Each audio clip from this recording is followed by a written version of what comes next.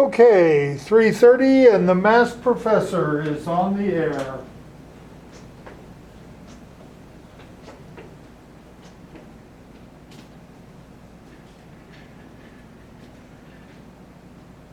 Okay, well, I don't know where my students are hiding, but class must go forward. And forward it shall go. Today we'll be studying Chapter 8, Scheduling Resources and Costs. As usual, they give us a diagram of where we are in our book and our learning objectives. We want to understand the difference between time-constrained and resource-constrained schedules. Identify the different types of resource constraints. Describe how the smoothing approach is used on time-constrained projects. Describe how leveling approach is used for resource-constrained projects. Understand how project management software creates resource-constrained schedules. Understand why splitting tasks should be avoided. We want to identify the general guidelines for assigning people to specific tasks, identify common problems with multi-project resource scheduling, and explain why a time-phased budget baseline is needed.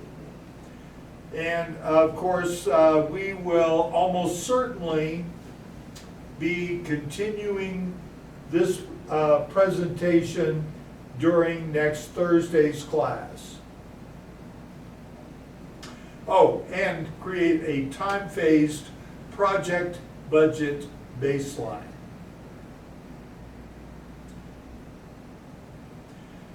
All right, for our chapter outline, we have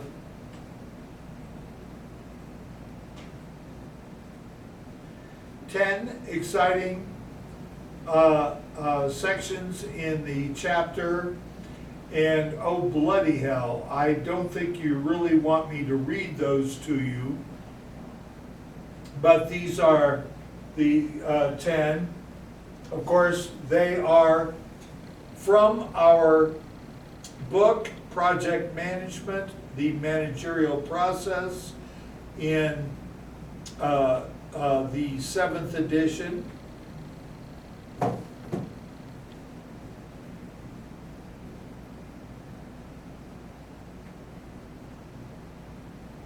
And you notice how each of those sections matches up with one of our learning objectives. Suspicious as hell. All right, so for an overview of the resource scheduling problem, we're going to have a certain number of resources available to us, but we're also going to have priorities in our scheduling and budgeting. So our project network times aren't truly a schedule until we have assigned the resources. Our assumption so far in creating networks and scheduling is that we will have all the resources we need when we need them and in the required amounts. When we add new projects, that is going to make us have to reconsider our resource availability and the project durations. Our cost estimates are similarly not a budget until they have been put into a time-phased budget. All right, so here's our project planning process. We have our scope and our work breakdown structure. That leads into our network. You'll notice all of our major points here go back and forth with our risk, right? At every point, we should be considering what is the risk to our project. Our network, we build that from our work breakdown structure. That feeds into our resource and cost scheduling. And eventually, we get to a master plan for our project.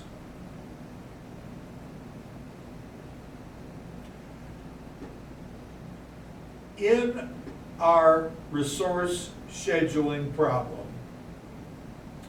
is the concept of resource smoothing or leveling. In resource smoothing, we are attempting to even out the demands on resources by using the slack, that is to say, delaying our non-critical activities to manage resource utilization when the resources would be adequate over the life of the project. In resource constrained scheduling, pardon me, we may have to increase the duration of our project by delaying our late start in some activities if our resources are not adequate to meet the demands that going by the regular network that we've set up would go above the number of resources that we would have. All right, so we have different types of project constraints. One would be a technical or logic constraint. These are constraints that are related to the sequence in which our project activities must occur.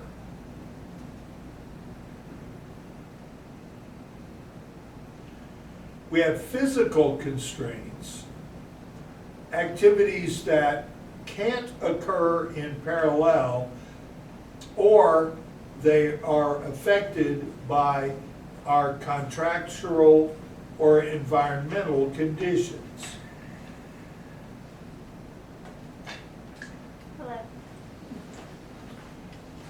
For those of you who can't see behind the camera, one of our students has arrived. And she said hello. We have resource constraints where resources are absent, we don't have enough resource, or we have some unique relationship or interaction characteristics that will require a certain sequencing of our project activities, right? So that could be on behalf of people, materials, equipment, or a combination of all three. All right, so here we see some constraint examples. Up here in section A, we have technical constraints. The very top one, start, pour, frame, roof, end. All right, so that would be a building project. And they have narrowed it down to just a few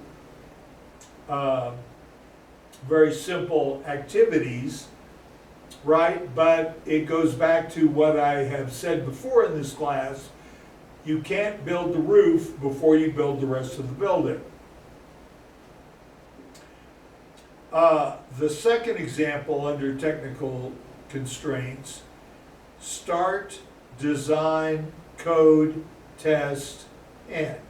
All right, so this would be some kind of product or software project, right? Where, again, things can only go in this order.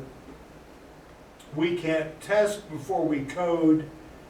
We can't code before we design the product.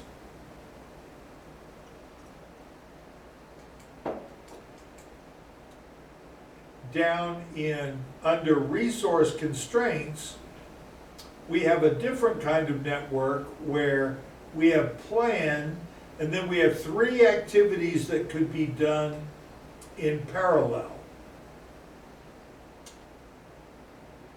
Purchase refreshments, decorate the hall, hire the band, and then of course we have our reception, which is the end goal of the project.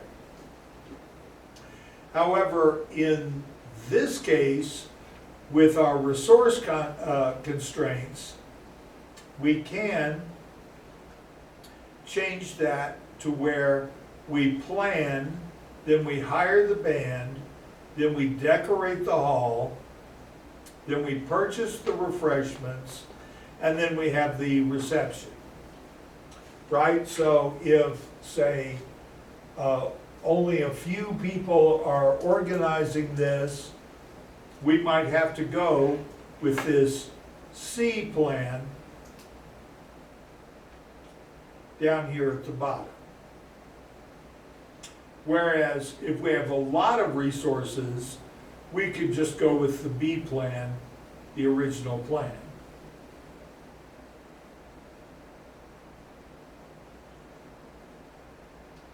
So, we want to be able to classify our scheduling problems. When we look at the classification of a problem, we can use a priority matrix that helps us determine if the project is time constrained or resource constrained. All right, so a time-constrained project has to be completed by an imposed date or deadline. So, in that case, our time is fixed. Hopefully our resources are flexible because we may need additional resources to ensure that our project meets that schedule.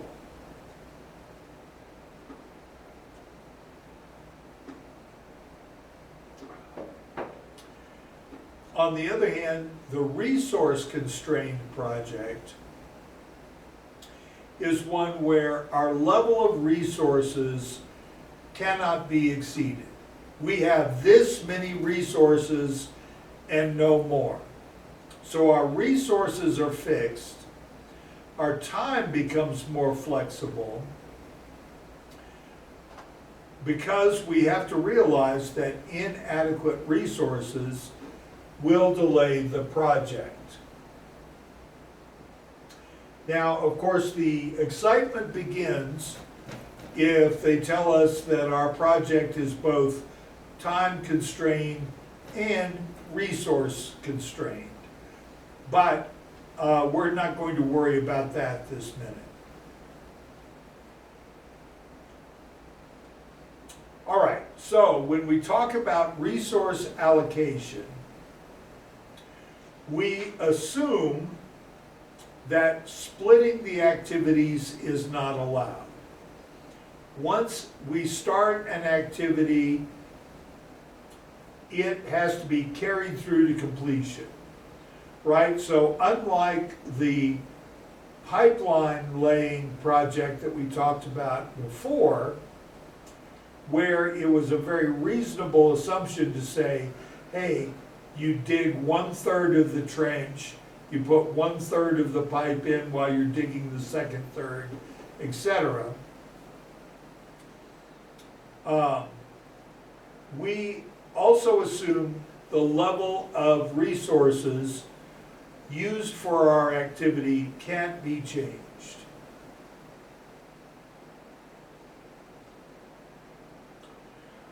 We also make assumptions based on our risk. First, that activities that have the most slack have the least risk. That our reduction of flexibility in executing our project does not increase the risk. And that the nature of an activity, whether it's an easy activity or a complex activity, doesn't increase the risk. Now, obviously, any one of these assumptions could be wrong. All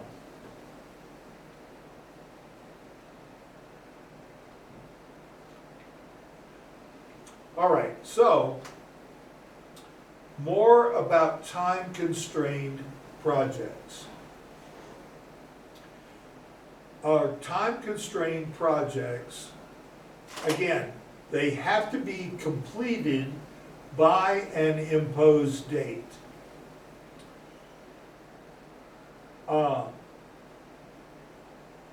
We are going to have to use leveling techniques that work on balancing out and smoothing our resource demands.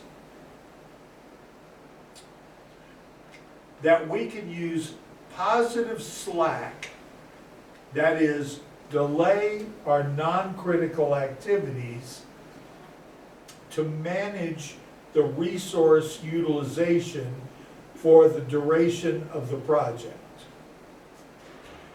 When we do that, we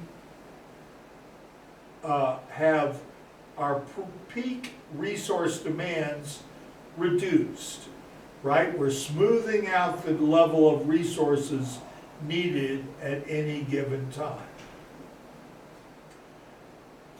That our resources over the life of the project are also reduced.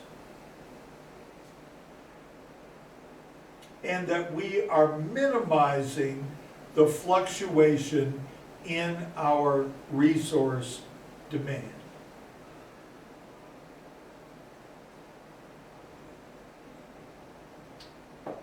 All right, so here we see the a Gantt chart for building a botanical garden. And the resource that we're looking at is the number of backhoes needed at any given time. Right? So for layout and scarifying the ground, we assume 2 backhoes are needed. To build the walkways, we assume 1 backhoe is needed.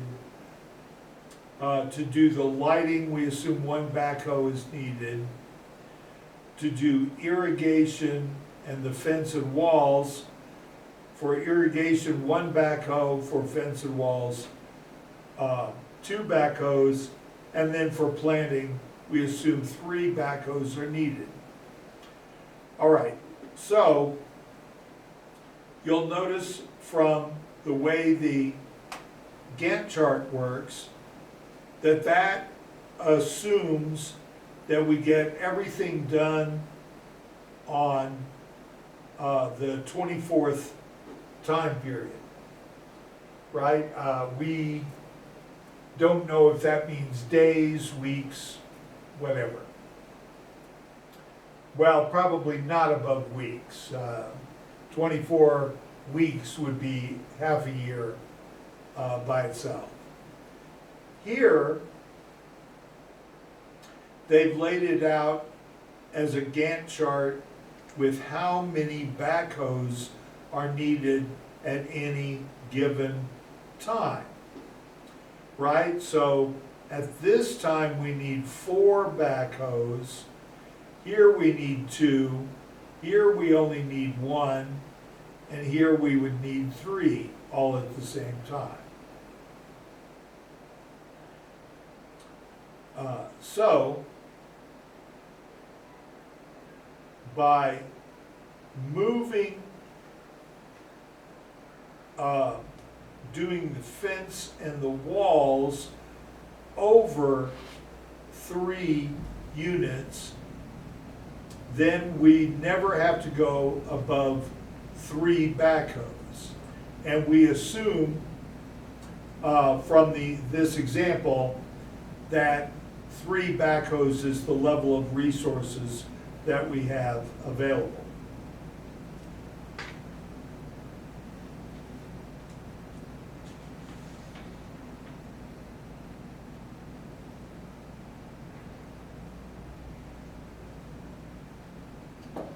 All right, so using our resource demand leveling techniques for a time-constrained project such as the botanical garden that we just looked at, we have some advantages with that. Our peak resource demands are reduced, right? So instead of having to have 4 backhoes at one point and only 1 at another point, we need either 2 or 3 backhoes for the whole time. Resources over the life of the project are reduced. So there you go. The fluctuation in resource demand is minimized. So after the first bit, where we're only using 2 backhoes, when we go up to 3 backhoes, we use 3 backhoes the whole time.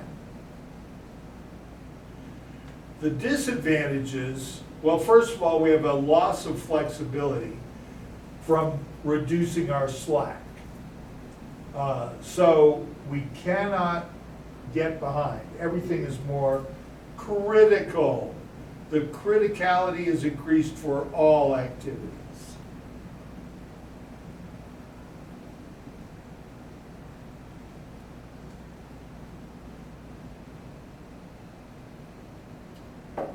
For resource constrained projects,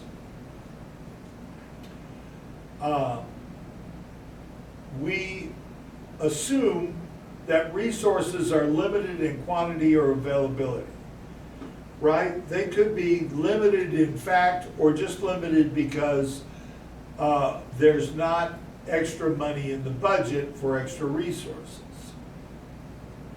So we schedule our activities using heuristics or rules of thumb.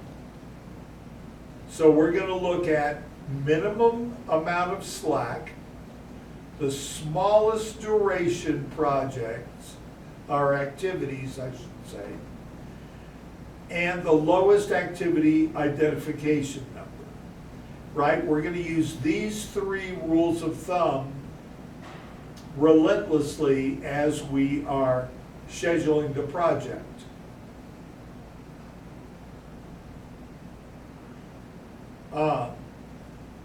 We use the parallel method applying those heuristics. So that is an iterative process starting at the first time period of the project and scheduling period by period the start of all activities using the 3 priority rules. All right, so here we have a resource-constrained project through periods 2 and 3. Why through periods 2 and 3? Because we need 2 people here, 2 people here, 2 people here, 1 person here, 1 person here, 1 person here, and 1 person here. So obviously, we never need more than 2 people except right here where we have 3 parallel activities happening at the same time that need 5 people. So we lay that out on our Gantt chart. And we say, all right, if we had 5 people available, we would be able to do that in 12 time periods, right? You'll notice that our activities are put in with the slack appended onto them.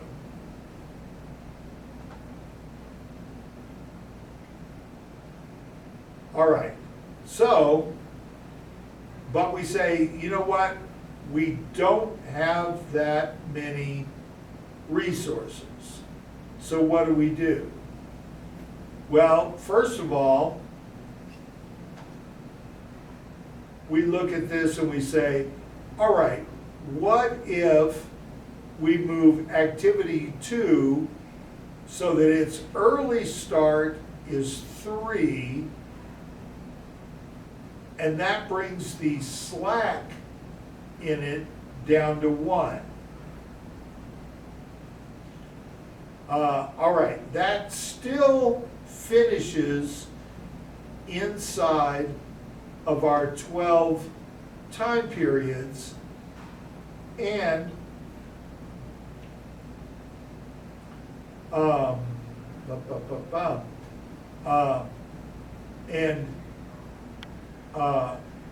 so now we have a situation where we have got everything down to where it fits within the number of resources we have. We have 3 people available, and the most number of people we need is 3.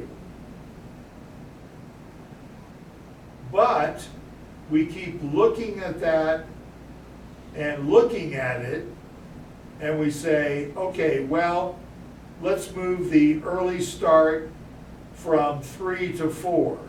No, wait, 4 to 5, 5 to 6, right? So now all of a sudden we're getting out here where our activity number 2 isn't going to start until the 6th period,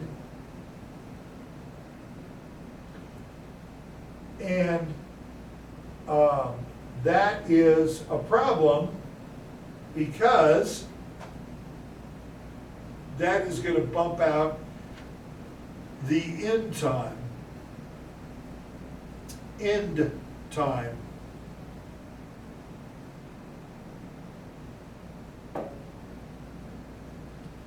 So to make that happen,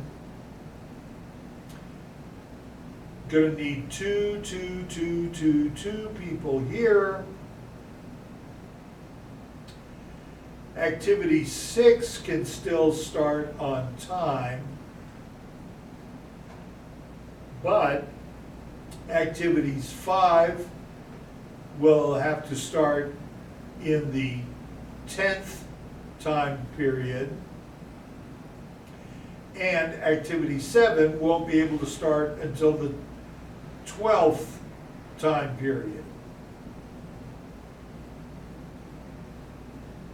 Therefore, now instead of a duration of 12, our duration becomes 14. All right, so that is our resource constrained schedule where we have had to move some activities so that we are not going above the level of resources that we have.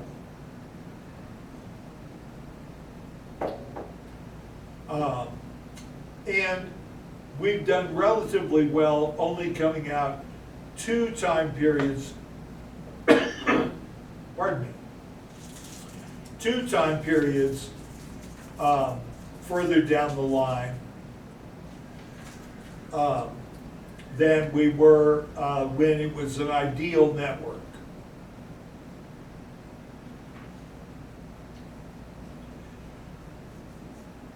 All right, so another example of a resource-constrained scheduling, the EMR project, the development of a handheld electronic medical reference guide to be used by emergency medical technicians and paramedics. Our resource problem is that there are only 8 design engineers that can be assigned to the project due to a shortage of design engineers and the commitments that we have to other projects.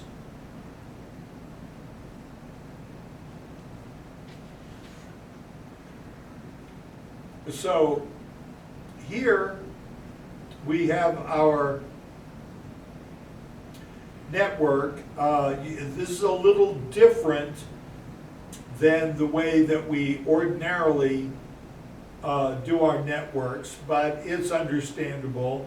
You have a start 1, 1. That's early start, late start. Finish 1, 5.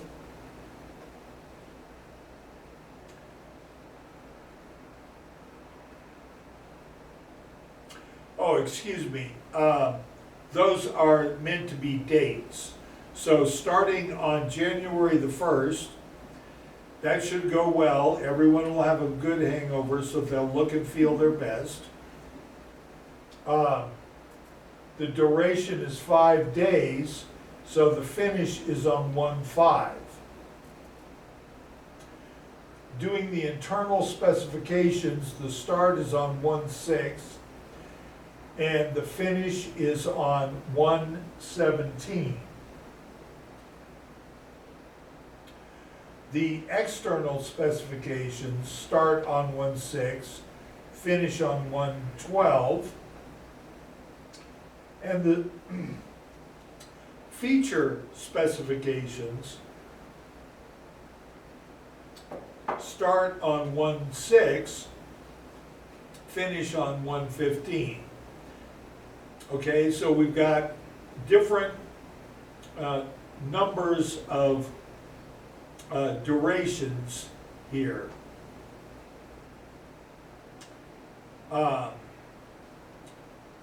Voice recognition software start on 1/18, which is the day after we finish internal specifications. Finish on January 27th. The case start on 1/18, finish on 1/21. Screen start on 1/18, finish on 1/19. And since all of these are dependent on our feature specs, our database is going to start on 1/16, finish on February 9th.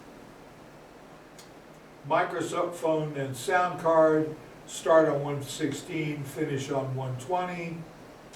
Digital devices start on 1/16, finish on January 22nd. And computer input-output start on 1/16, finish on January 20th. Right? Renewing reviewing the design starts on February 10th, finishes on February 14th.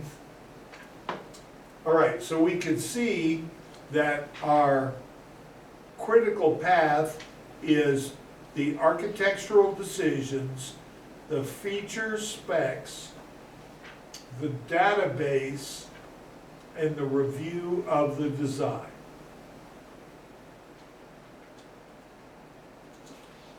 All right, here is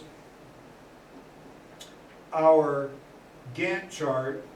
It looks like it was made with Microsoft Project.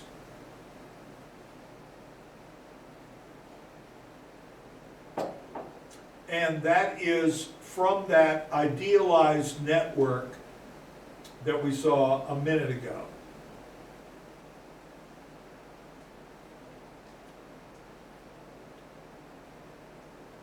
Here is our project, but now we're starting to worry about our time-constrained resource usage.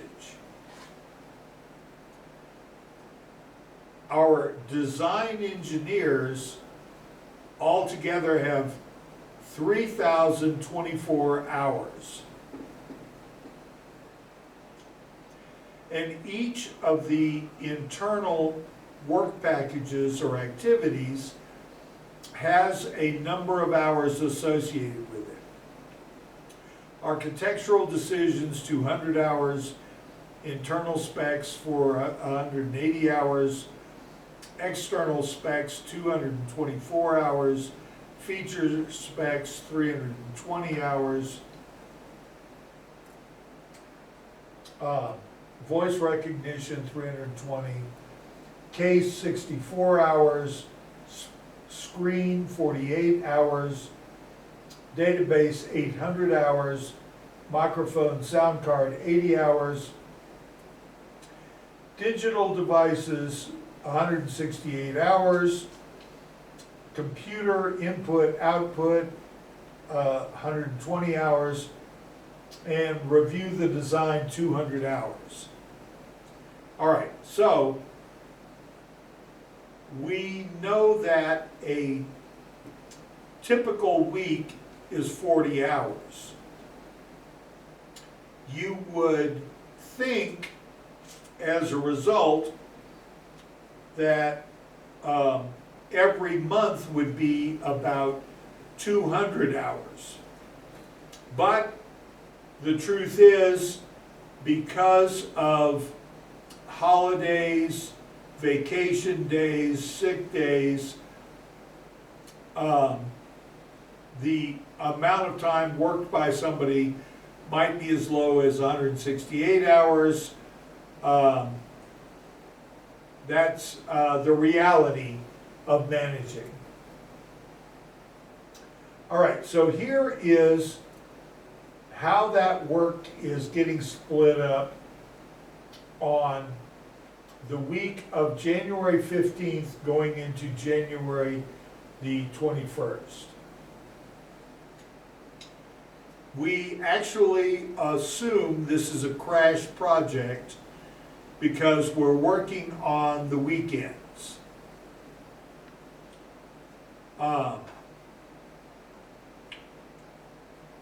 So we look here on Tuesday, we have a situation where we have engineers working 40 hours, so that assumes 5 engineers working on Tuesday for 8 hours, and 32 hours on feature specs, right? So that assumes 4 more engineers. But remember, we have 8 design engineers, and 5 and 4 does not add up to 8, as we all know. Wednesday, 136 hours,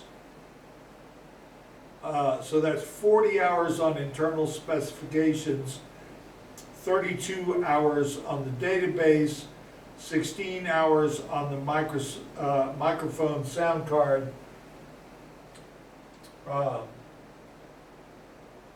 the digital devices 24 hours, computer input output 24 hours.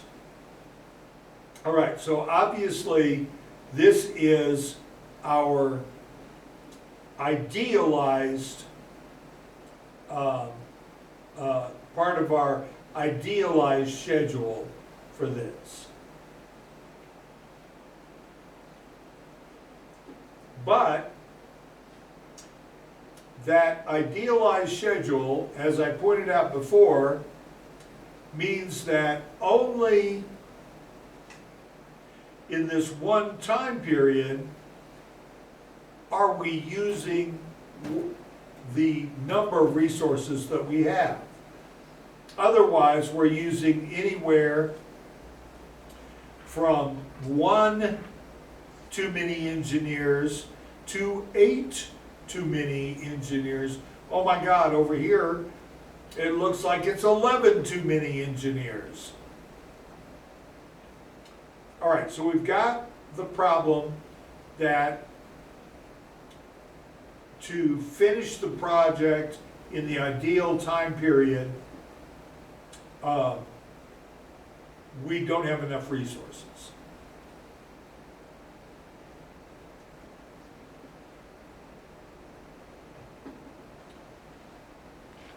So what is done at that point is to say, you know what, we have to level our resources so that we can make this happen. And when we do that, that changes our critical path. Architectural decisions is still on the critical path. Internal specifications is still on the critical path, is now on the critical path, excuse me. Database is still on the critical path, and review design is still on the critical path.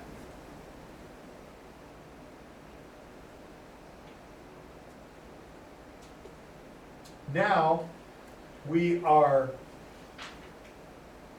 lagging our starting of certain parts of the project in order to stay within our 8 engineers per day.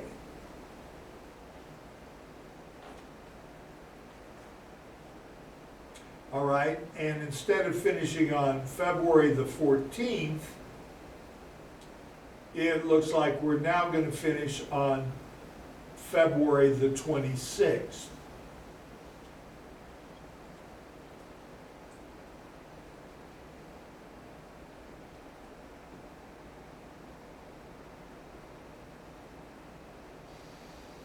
All right, so when we have this resource constrained scheduling, first of all, we're going to reduce our slack.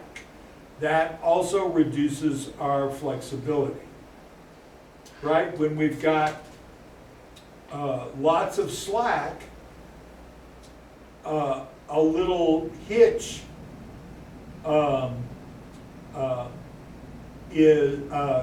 be smoothed over pretty easily, right? Oh, the supplier just called up. They can't get those materials we need to us today. They can get them to us tomorrow. No big deal, we got slack. But with reduced slack, now our flexibility to say that becomes a problem. So everything becomes more critical because there's less slack in the system.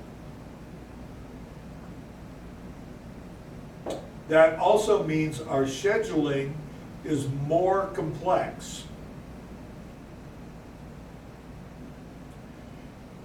And it changes the critical path, right? The critical path we had before, we can just throw that out and start over with a new critical path.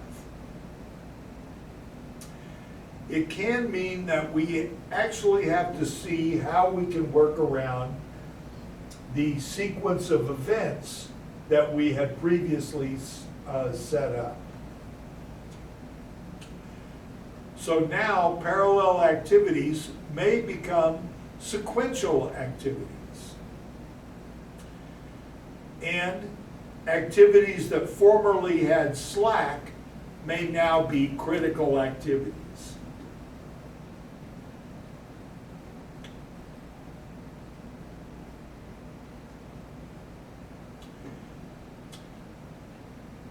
Okay, so splitting, we may be able to do, they're defining it as a scheduling technique for creating a better project schedule and/or increase resource utilization. So we're going to talk about interrupting work on one activity to employ the resource on another activity, and then return the resource to finish the interrupted work.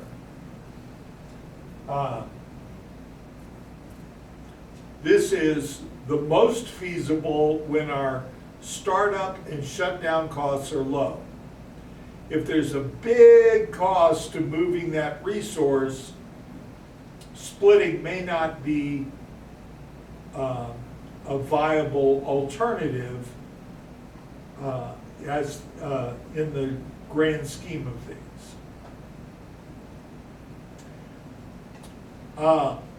They consider it a major reason why projects don't meet the schedules.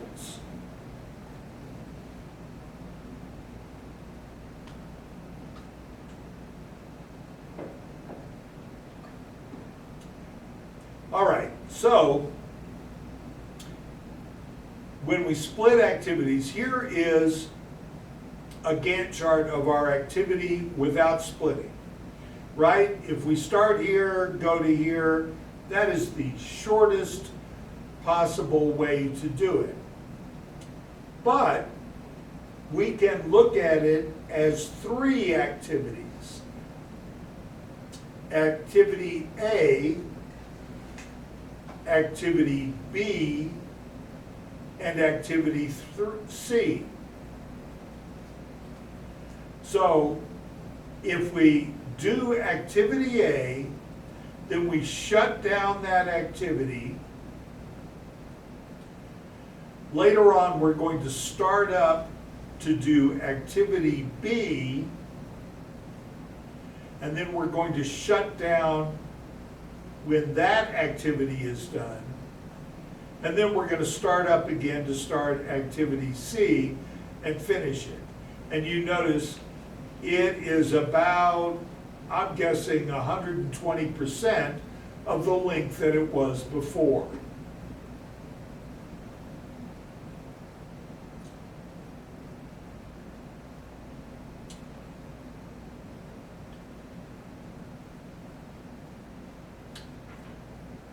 When we schedule our resources, that is going to give us time to consider different alternatives. What is the cost-time trade-off that we have by having to use our resources in multiple locations?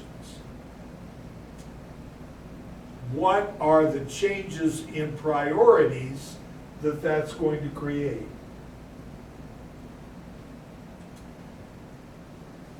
So that gives us, that gives us information about our time-phased work in our package budgets to think about the impact of unforeseen events, right? Of course, unforeseen events are always a likely thing to happen. Hence, we're going back and forth to our risk profile all the time. And what is the amount of flexibility in the available resources we have, right? Can we use a resource differently than we thought we could? Can we schedule it differently than we thought we could?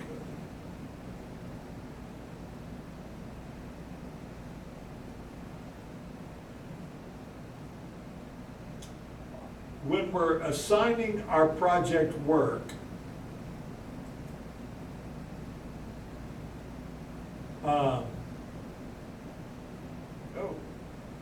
get rid of that.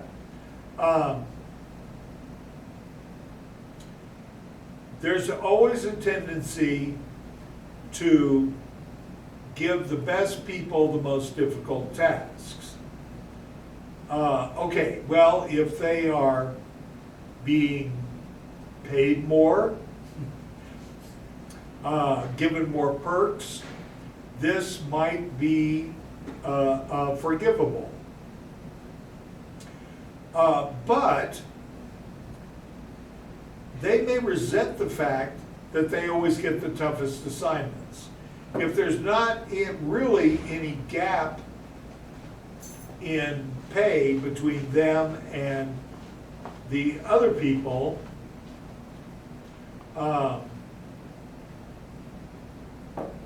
they may be asking themselves, man, I've always got to do the toughest tasks for very little thanks. The less experienced project participants can resent the fact that they don't get the opportunity to increase their skill, increase their knowledge, right? So we don't want to just put the best people on the most difficult tasks. And for some reason, it doesn't want to advance. All right, so let's stop sharing. Let's look here.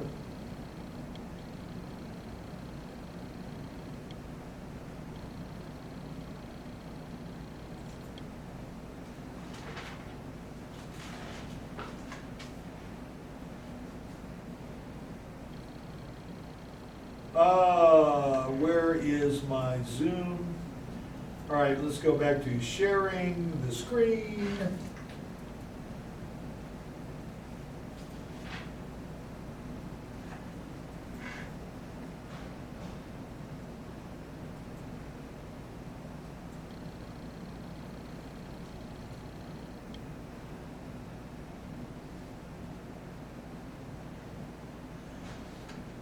All right, so things that we should consider when we're deciding who should be working together.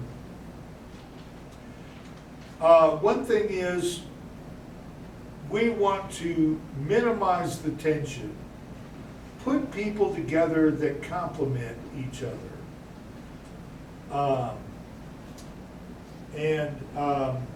That's complement with 2 E's, not an I and an E. In other words, people have strengths and weaknesses. Put people together whose strengths supplement the weaknesses of another worker or another work team so that they can do the best job possible. Another factor to consider is experience. Put the veterans together with people that are new. One mistake that I've seen many times is that the veterans want to work together because they're all friends, they've been working together for years, and so they put the new guys together on some project that they think they can't screw up. Well, of course, it's going to take a lot longer because those guys are going to be learning at the same time they're doing that part of the project. And they may still screw up, right? So we want to mix our veterans together with the new guys so that we, again, our teams complement each other.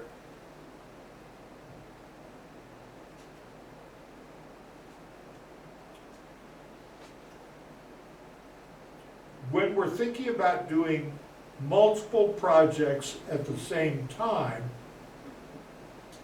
that use the same resources, and resources can be people, it can be equipment, it can be space, it can be materials. We get into some scheduling problems very often. One thing is that we often have an overall project slippage. When we get a delay on one project, it creates more delays for the other projects.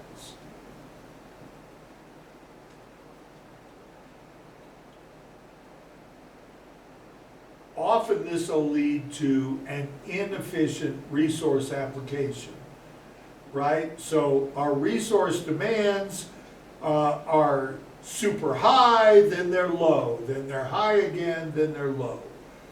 Where we want a nice smooth line in our resource usage.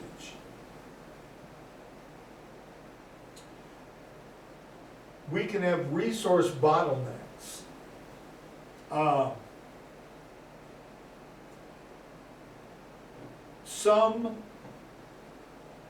Some resources have to be used by every project, let us say. As an example, let's say it is the test lab, right? Every project we are doing needs the test lab. Now, if we're not careful in how we schedule that, we can get into a problem where because one project takes longer than expected in the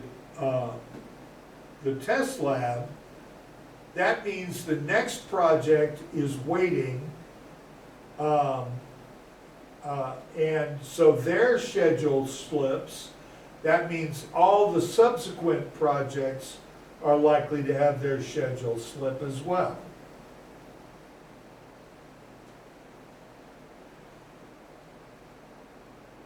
So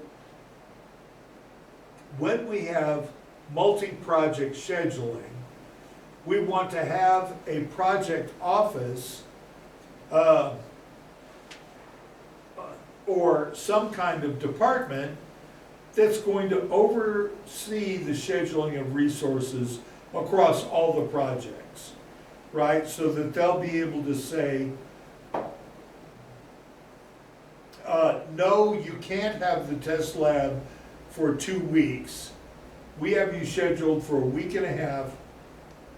You have to get everything done during that time, even if that means that you have to work the weekend.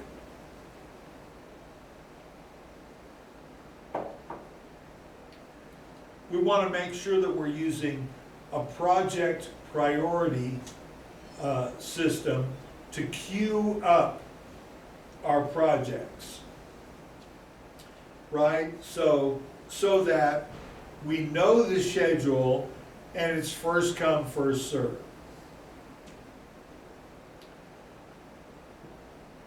we can centralize our project management and act like all our projects are part of one mega project. This works the best if all the projects have a lot of similarity, right? Where we can then be moving resources back and forth between projects. And we might outsource some of the projects so that we don't have so many that we're having to handle within our organization, right? We've got a fairly routine product development project. We say, hey, look, these guys that we know over at XYZ Industries could do this project in their sleep. Let's outsource it to them. That way we can work on these other projects that are more challenging and we need our particular company expertise on.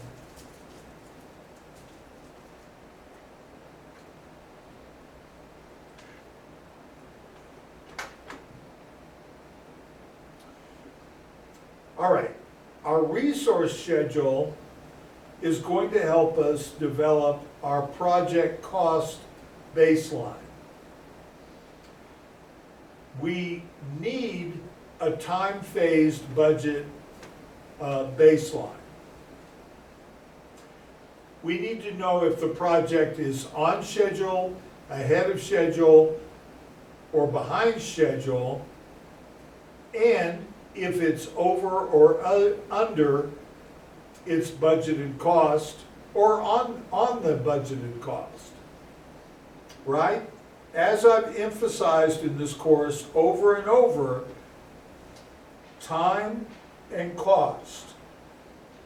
If we bring a project in on schedule, on cost, we're going to look like heroes. If we bring it in ahead of schedule or ahead or below cost, we're really going to look like heroes. But if we're behind schedule or above the allotted cost, we may not look so good. All right, so part of this is knowing how much money or how much work has been accomplished for the amount of money spent. Right, so our project cost baseline, we often work on a planned value schema.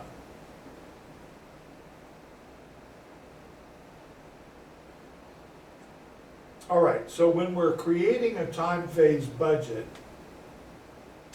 each work package is going to have one person that's responsible, or one department, and a deliverable. We compare the planned schedule and the costs, and we do that using a system that we call earned value, right? So when one thing is completed, we say that has an earned value of so much money.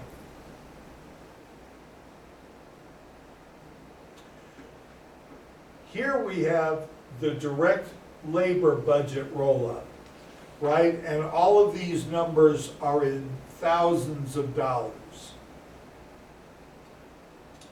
So our disk storage units, the external USB is $500,000. Optical is $3 million. Hard disks are $1,660,000, right?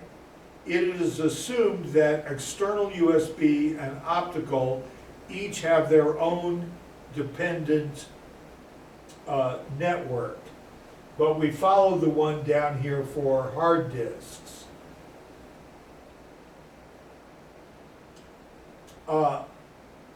The motor comes in at $10,000, right? But that's pretty easy because purchasing just buys that. The circuit board comes in at $1 million, and it has several components, which are the work package budgets, right? So we have 2 work package budgets and a total budget for the cost account, right? When these 2 work packages are completed, then we say we have earned that $300,000 value. The read-write head also has 1 work package at $300,000, and when we have finished that, we say we have earned that $300,000, right? And so it goes on down the line. Production has so much money for its 2 work packages. Together, they're worth $400,000 when they're done. The chassis frame has 3 work packages. When they're done, we've earned $50,000. The read-write head has 3 work packages, and when they're done, we've earned the $200,000, right? So you can see it's a matrix where by organization we are earning so much, and by the product we're creating we earn so much.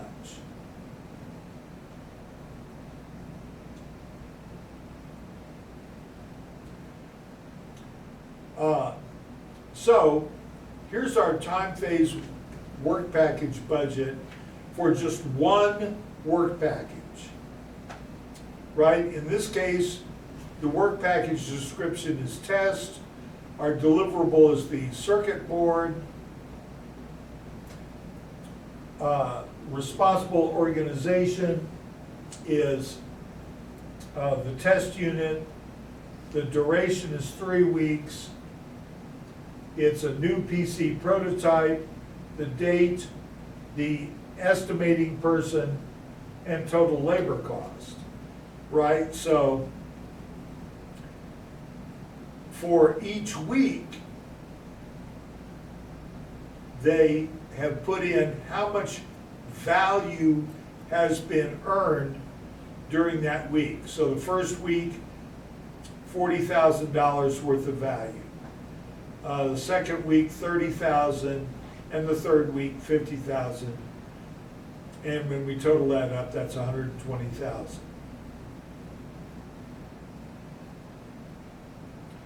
Right? This gets complicated, but it's not rocket science. All right, here we have a different situation. The work package is the software, but we have 2 different work packages within that. Right, so our deliverable is the circuit board, right? And we have coding the circuit board, integrating the circuit board, right? So we have programmers and system programmers, and the amount of money earned each week by them doing their jobs, until we get to the 180,000.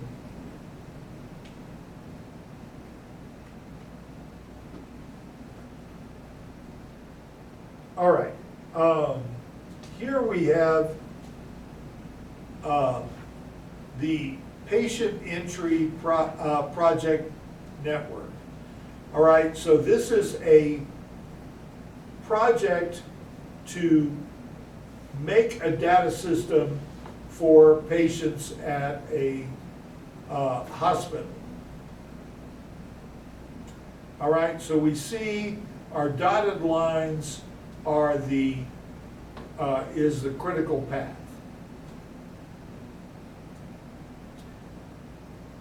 Here we see our time-phased work packages. It goes from 0 to 14 time periods.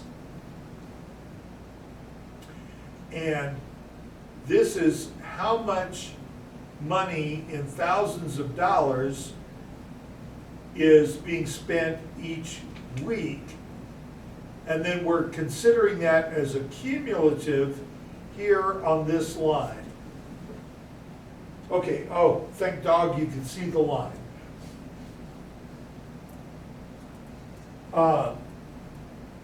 So our cumulative total is $52,000, right? And this is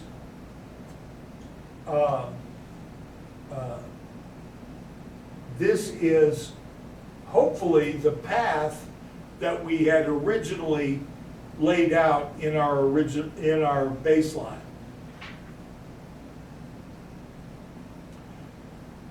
Right here is just a different way of looking at kind of the same idea, where we say, what is our project's monthly cash flow? How do I do that? Right, so it goes January to July.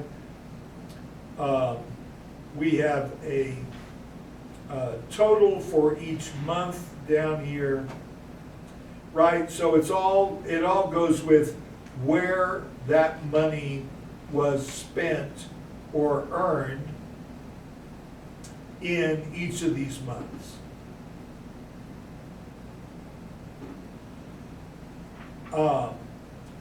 For this same project, we'll be looking at where did our resources go as they were being used, right? So this is on a weekly basis, where it starts just before the end of the year and goes through February the 3rd, right? So it's by actually each person. And I have built this kind of a chart before, where we accounted for what everybody was doing each week to get through the project. All right, well, our key terms, heuristics, leveling, plan value, resource constraint projects, resource smoothing, splitting, time constraint projects, time phased budget baseline.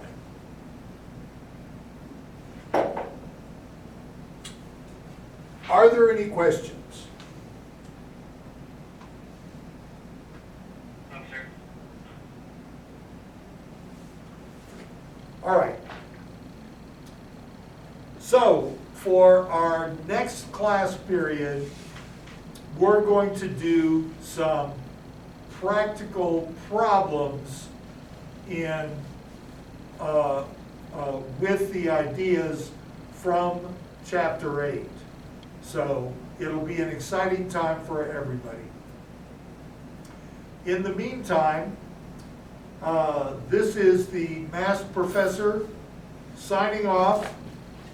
Have fun. I'll see you on Thursday. Have a good day. Have fun now.